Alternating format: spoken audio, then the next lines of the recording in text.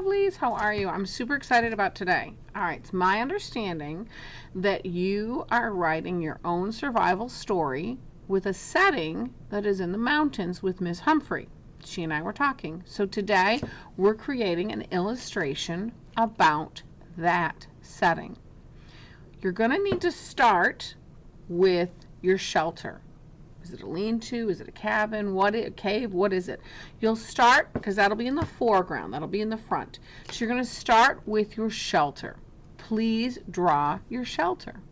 Then you can add in, do you have animals that are part of your survival story? You need to put those in. Do you have water or stream or lake? You need to put that in.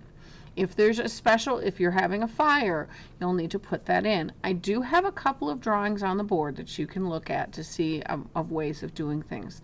You're going to need to put your trees in.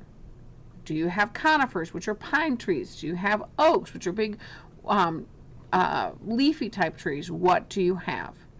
Your very last thing that you're going to draw is the mountain range. Does your mountain range have snow on top because it's a tall peak, or is it a shorter peak and doesn't have snow unless it's in the winter?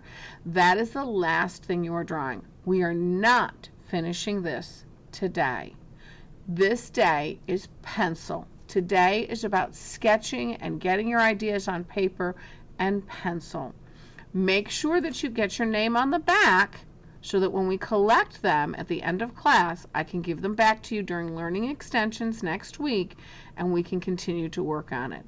Start with your shelter, your animals, your waterways, all of those important details that are in your story show in the illustration of your survival story.